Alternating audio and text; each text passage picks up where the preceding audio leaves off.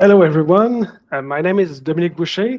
I'm Senior Director of Conversational AI Technologies at National Bank of Canada, and I will moderate this panel titled Conversational AI and the Future of Enterprise. What a great subject. I'm really happy to be here with you today with two great industry experts. First, Sarah Karam from Royal Bank of Canada and Andrew Jenkins from Intuit. Thanks to both of you for being us with today. Thank you. I'd like to also thank the Rework team for organizing this event and giving us this great opportunity to talk about our work. So the session will go as follows. I will first introduce myself a bit and let Sarah and Andrew introduce themselves, and I talk briefly about the work they do and their organization. We will then proceed with the discussion itself on the topic and answer any questions from the audience that we get from the chat. So let me start by introducing myself. I'm leading the IT team at National Bank that's responsible for industrializing conversational AI applications at National Bank. And over the past 4 years, we have deployed about 9 chatbots or chatbot related technologies on most of our digital customer facing assets, web applications, transactional or informational ones, mobile applications, and so on, as well as some of our on some of our employee facing platforms as well. So we have a very strong agile DevSecOps culture, and we work in you build it, you run it way, meaning that our development teams are also responsible for maintaining and operating the systems in production as well. Of course, we don't work in isolation. My team works in close cooperation with the AI science teams and the lines of business as well. Prior to this role, I worked in the speech recognition field for more than 2 decades, both on the R&D research side, leading some applied research projects as well, and also delivering large contact center applications in Canada. So I'm done with my presentation. So Sarah, may I ask you to introduce yourself? Sure. So my name is Sarah Karam, and I'm the Senior Manager of Conversational AI Development at RBC. I've been in the space for about almost 3 years now, and we are building an in-house tech assistant that helps employees with their technology issues. And I'm responsible for the development of features and conversations in our bot, as well as the training for it. Thank you for having me today. Thanks, Sarah. Andrew? Hi, I'm Andrew Jenkins. I'm with Intuit. I'm responsible for developing the conversational AI designs for our automated telephone system. We also have bots that work within our products, in our mobile apps, and we're really excited about the future of this technology. I've been with Intuit for 11 years and been in this role in the conversational AI space for 3 now. Thanks so much. Okay, so we all know that large organizations like RBC or Intuit adopt new technologies like ConvAI, not because they're new or shiny, but obviously because they bring value to the enterprise. So uh, I'll start with you, Sarah. How do you see the value and the main benefits of using conversational for an enterprise like yours, and how can it improve business outcomes? Yeah, there's a lot of benefits to using conversational AI in the enterprise. One of the biggest ones is that bots are able to call many different APIs and be able to solve employee issues within seconds, whereas it could take agents a few minutes to go through many different systems, look through them, and then finally figure out what the user's issue is. Whereas when you have a conversational AI bot, like in our case, we help with technology issues, it's able to call like many different APIs, run a diagnostic, and be able to help the user with their issue. So this can help reduce the operating costs for us because not only does it save the time of the user, but it also saves the time for our agents. So they're able to spend more of their time doing more complex tasks and saves everyone time. So there's a lot of huge benefits when it comes to operational costs when you have a conversational AI assistant. Very interesting. What about you, Andrew?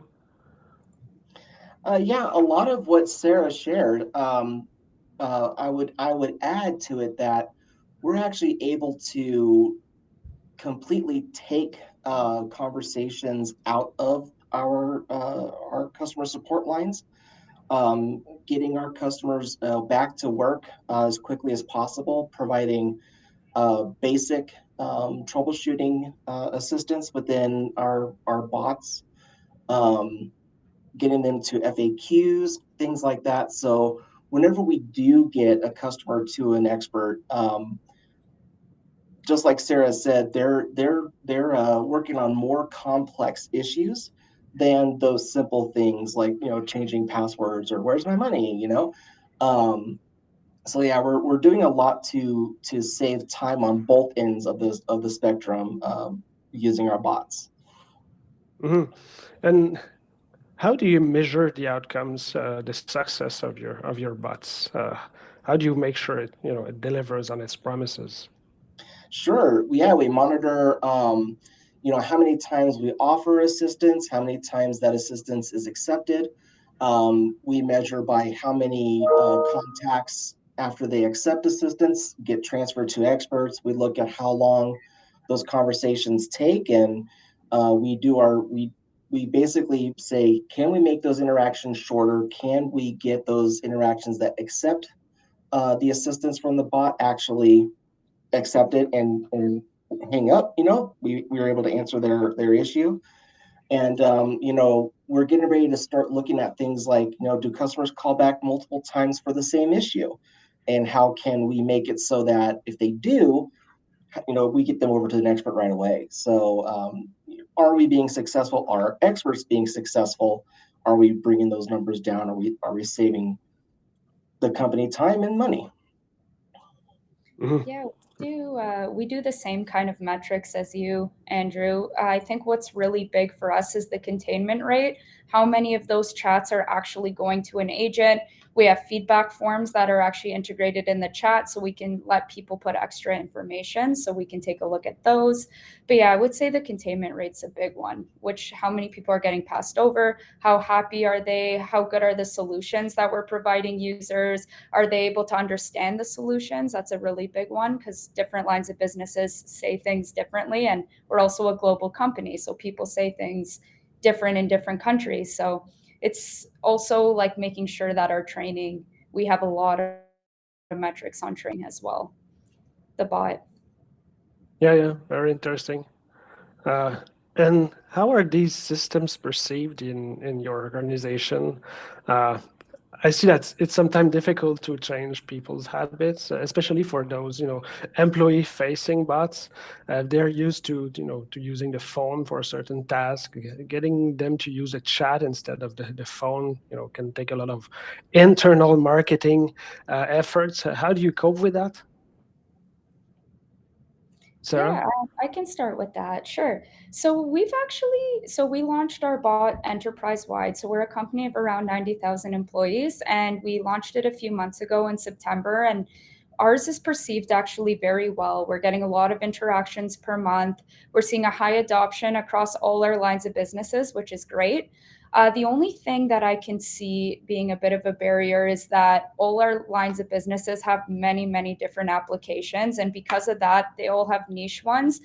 It's hard to get all that information available in the bot for all the lines of businesses. So we're kind of mitigating that now by creating a lot of knowledge, a lot of search functionality so that we can include that as well. But I would say it's been perceived really, really well. Like almost every single line of business has been using it the past few months.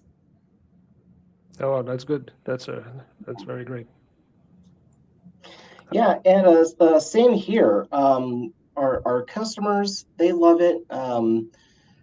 We've actually been socializing this technology a lot, enterprise wide, and a lot of our engineering groups are really finding value in it because we're actually training our bots to go out to things like stack overload, to stack to different knowledge bases and pull in answers to questions that they're asking within Slack.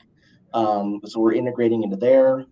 We have a lot of channels where our experts talk to our tier twos and tier threes. And we're starting to really socialize the technology with those teams. And they're actually already inquiring about what they can do to help make it so that valid chats are coming in. They're assisting with those things that they need to assist with. And we're also asking questions like what things are our experts doing or our tier twos or threes are doing that we could automate within a bot scenario. So we're looking into that as well. Um, I just lost what I was going to say. No worries. Um, okay, that's interesting. I'm going to piggyback on what you just said, Andrew, and I see a lot of these things happen. Uh, we sometimes build some chat bots that are able to answer a certain number of different topics, or what we call intents in the jargon. But at the end, since we usually start small, and we don't try to cover everything from the start, we there are a long tail of questions that we cannot answer. So uh, do, is this something that you experiment yourself, or do you have some techniques to overcome those questions and be able to answer them anyway? For example, making requests to I think you were talking about Stack Overflow, or any other knowledge base you have in the organizations to answer those questions. Yeah, I mean, we've been centralizing a lot of our data, so very similar to what Sarah was talking about. We have a bunch of different lines of business, and they all have some of their niche tools that they use. And we're actually making a big push to actually centralize all that data, so that we can then use our bots to look at one central database to pull data. um, we're looking at things like can we like reset passwords, can we look at where's my money, can we actually update things for our customers. We're actually starting to dive into what are those do it for me tasks that our customers call in to receive assistance on. How can we actually complete those tasks for them and really get our bots to a assistant level versus just a Q&A FAQ type level. So we're really looking into that as well. Yeah, I totally agree with that, Andrew. That's kind of like what we're doing too. And it's like you were saying, Dominique, like the 20% you can do like the search, like the simple search, but maybe those ones that are majority of people are calling in for is the ones you want to do the proactive kind of stuff where it's like, hey, let me do it for you. Yeah, very. Yeah, that's interesting. Um, we have a question in the chat. I don't know if you want to take it now, but someone is asking, can you expand on how you were able to offer a converged experience for your users, given the niche products you have in your tech stacks? How did you influence these product owners to buy into your vision? That's a very a very good question, because this is something we see ourselves in our organization as well. So, any one of you want to comment on that? Yeah, I can comment on it. So when it comes to the product owners, so our whole like tech support experience is within the same group. So a lot of people were on board, like a lot of product owners were on board. They wanted to get their products into our bot. Like that was something that we didn't find too much of an issue. Like everyone, they knew about this bot. It was like coming down the pipeline for the past 2 years. So everyone wanted to get their products into it. So getting the product owners on board wasn't too difficult for us. But in terms of a converged experience for the users, so again, the niche products we are still like building out on at the moment. What we're doing right now is we pulled the top 10 call drivers and we gave them kind of that converged experience, proactive kind of features. You come into the bot, it can kind of check all these APIs and know what's wrong right when you join the bot. But that was actually really cool that we have about our bot. But getting the actual other product owners on board was actually okay for us. I'm not sure about you, Andrew. Yeah, I mean, all of our product owners are on board, and really, it's kind of interesting. We have kind of a reverse challenge, and that is our product owners actually want us to be able to do things in our bot, and we're having to figure out, okay, how can we make the bot do what the product owner wants it to do? It's kind of like we've really become more of a vendor, if you will, to our product owners. And we're actually, taking, use cases to say, how can we make it so that, if a customer clicks on a link somewhere in the product, it'll open up our bot and it'll actually take them to a relevant piece of information or even a relevant action that could be taken within the bot. So, yeah, there's no issue with product owner buy-in. This is it's really a neat thing to see. Yeah. That's funny. We kind of experienced a similar thing at National Bank. Well, we deployed our first bot just before COVID hit, 3 years ago. So at that time, there was some, skepticism internally about, the effectiveness of bots and what we would, get from it. And well, once COVID hit, every line of business wanted a bot to to automate some of these things that we could do. So that was a reverse situation. We were kind of very lucky to have that and be able to expand the team at that moment. um, what would you consider some key considerations or key elements for designing and implementing a Convey system? And how can you ensure that it is done effectively and user friendly?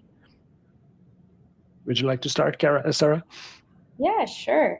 So, kind of like touching on the topics that Andrew and I have been kind of talking about, you want your bot like as personalized as possible. You want to be, using the user's names, like being able to understand the user is like very important, making sure like your NLU, like the dialogue manager, is like well trained. Again, you want to be able to do things for the user as much as possible. Most people would want to talk to the bot. They assume the bots understand more than the average person and be able to help them with their problems. So, and I think another big, really, really important part is being able to transfer to an agent like seamlessly. A lot of people will get frustrated if they're trying to, everyone has edge cases and they're really trying to contact an agent and they can't through the bot. I find they get really upset or they somehow get stuck in a loop. That's when they get really frustrated and don't want to go back. So I think it's really important that they're able to reach an agent if they need to, and then also the bot's very personalized. And then the last thing I would say is like having a bot persona is very important. We have 6 conversational designers on our team. We're all very different, honestly. And by having a bot persona, it's all like consistent writing, consistent experience for the user. So that's what I would say is really important. And to one of the things that we're finding really important for us is how do we make it so that our different bots actually um, act like the same bot. So like, how do we make this one like central like digital assistant, and no matter how you interact with it, whether it's in product or over the phone, it can be perceived as being the same assistant. And very important, absolutely, Sarah, to the fact that you've got to have a persona. You have to really develop that, so that, yeah, because we have 6 designers as well, including myself, and we're all very different people. We all have very different personalities. So to have those guidelines in place, it really does help to make sure that the persona exists in both places. And then, at some point, can we make it in such a way where we can have like a seamless handoff? So if they go from phone to the chatbot, maybe in a single interaction, is it is smooth enough transfer to say, okay, I'm talking to the same thing, just in a different format? Type question that we always ask ourselves. Yeah, this touches a question I had. How is your team organized? And this goes, with another question I have, which is, do you have external consultants? Do you have all the expertise in internally, or and again, this this uh, this touches one of the questions of the audience: what's the technology stack? I mean, I think all these questions are a bit related, because sometimes we have, we decide to buy a solution, and we work we work with the provider, so the team is smaller on our side and maybe bigger on the provider side. How is your team organized? What's your stack? What's your approach to that? Would you like to start, Andrew? Yeah, I mean, we have had several consulting firms over the years really help us to kind of understand um, how to do the things like the utterance analysis, NLU training, conversation seeding, things like that. But we've really, our goal has been to take what we learn and implement those tasks internally. So we spend a lot of time really not necessarily embedded with, but really partnering with others that do these things really, really good. And just being able to bring that internal. But I mean, we use vendors for our NLU models. We have vendors that we work very closely with. All of our APIs, everything kind of train the models and all that kind of good stuff whenever we release a bot into production. So I don't know if that answers the question, but that's what we do. Yeah, and Andrew, we're pretty similar. So my current team is around 21-ish people. We have around 6 conversational designers, like 8 developers, 2 AI trainers. So like we have like a big like functional team. Like obviously we didn't start that large. It was like over the years it became really big, the team. And our product is built in-house. So we do use a vendor for the dialogue manager, I would say, but everything else was built in house. We did take a lot of courses in the space and learned from other consulting, I guess, firms, you could say, through the courses, which was awesome. But everyone, I would say, it's kind of interesting, our team, because again, we all have different backgrounds. We have like communications backgrounds, people who've worked in support for like 10 plus years.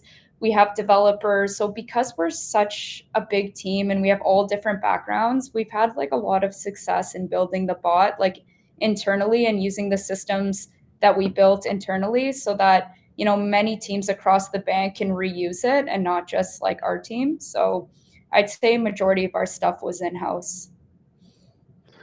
And do you provide the platform for the whole enterprise, or are there different chatbot or convey AI initiatives internally? There's different initiatives, but there is a team, not my team, but there is a team in RBC that did build a platform that a lot of different teams are using across the bank.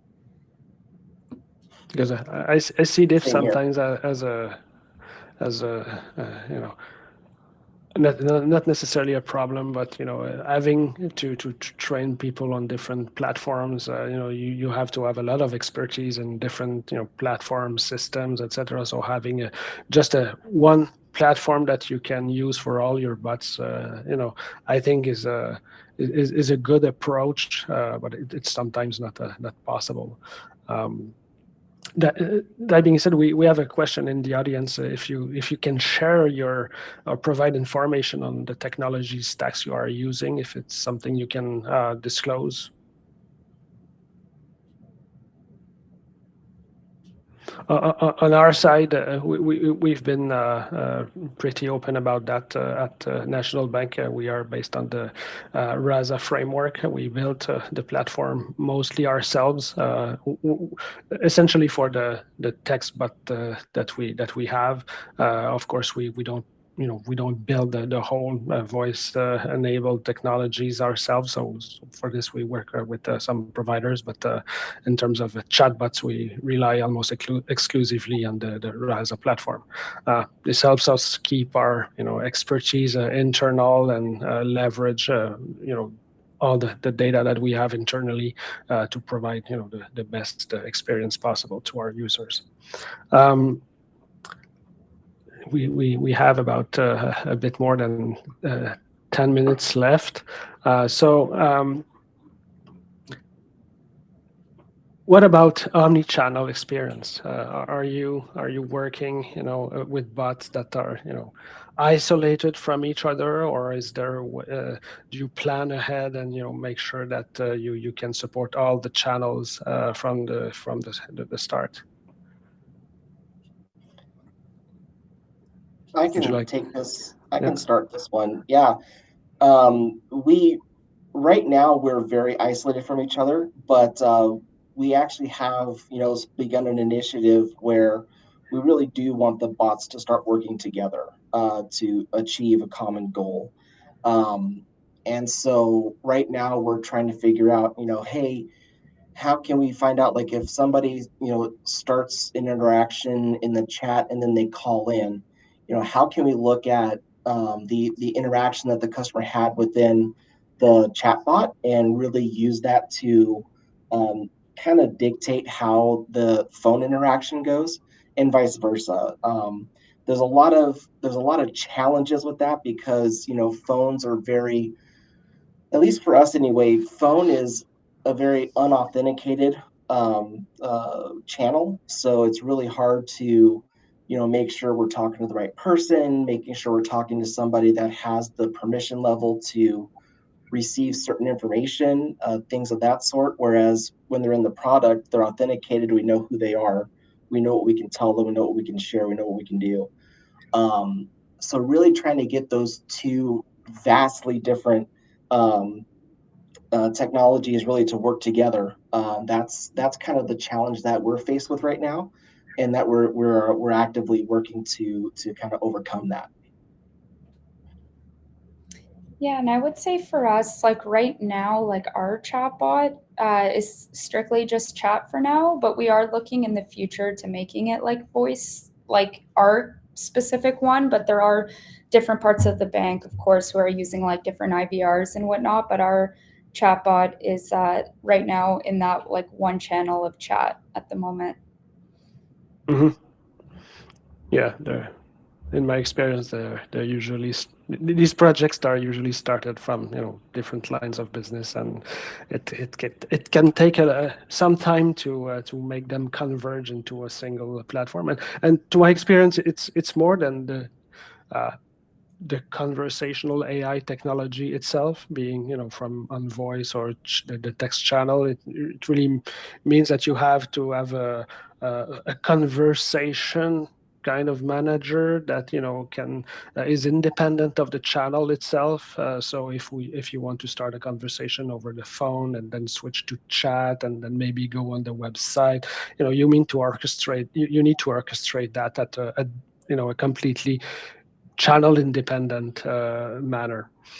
So that goes way beyond considerations for convey. It's an integration of something else. We have 10 minutes left, and we have a few questions from the audience before we just talk about a bit maybe chat GPT and what it means for the industry in the upcoming years. So first question, if someone wants to make the switch from finance to AI technology, do you have any recommendations on how to get started? One of you want to take it? Yeah, I could say there are like, so I actually have a guy on my team right now who was in fashion industry, so it's something totally different, and then came into the AI development industry, and he's like doing really well. And what he told us that he did was he took a lot of like courses. So he is actually a self-taught developer. So there's a lot of resources online that can like teach you about it. Um, I don't know exactly what courses he took, but I know if you like look it up, there's lots of different like coding courses, and like as a self-taught developer, you can still be really, really successful. Like I said, he didn't go to school for it. He did fashion design and now he's actually in this industry. So going from finance uh, to like technology, I would recommend probably taking a couple courses if you can. I don't know if you want to add anything to that, Dominique or Andrew. Yeah, I mean, I started out in customer success, so I started from answering phones to doing tier two, tier three support up through the ranks, and then the opportunity for me to move over to conversational AI really was just hey, we're building this new bot, and we need people with the like with the business specific expertise to really go in and do this work. And so I was one of the first people brought on to do that. And for me, it's really just been um, really just hands-on learning. Really didn't have to learn so much about creating responses, but the technology side and how the designer connects to things like our APIs and pulls data and things like that. Those are you know areas that I'm always learning in. And one of the things that we did, unofficial plug, I guess, the Conversational Design Institute, we actually went through all of our designers went through their program for copywriting, for conversational design, and that's really helped us in really finding that voice on the team and really challenging us to be able to craft elegant responses. And so, I mean, as far as like recommending courses to go through, like for conversational AI type or like thing, I would say something similar to Conversation Design Institute or something like that. As far as the technology is concerned, I honestly couldn't tell you. I'm more self-taught on my side, so I'm not quite sure where you could go to find help in that area. Yeah, and anyway, I do have a business analyst working on my team. She worked in totally different areas and came to our team, totally new to that, and she learned on the spot, and she took a few courses on conversational driven design, things like that, and there are some pretty good books on the art of designing good conversations in such systems. And so she learned very quickly. I guess you don't need to have a deep expertise in machine language kind of things to be good in this space. So there's a lot of room for many different expertise and uh, yeah, I think that anybody can jump in if they have sufficient interest in the area. Another question. We have 5 minutes left. Uh, from a banking finance perspective, was it difficult to incorporate an AI vendor into your ecosystem? Did you go through a cyber risk audit? Any best practices or insights? Um, you want to comment on that, Sarah? I do have a few answers to that, but Okay.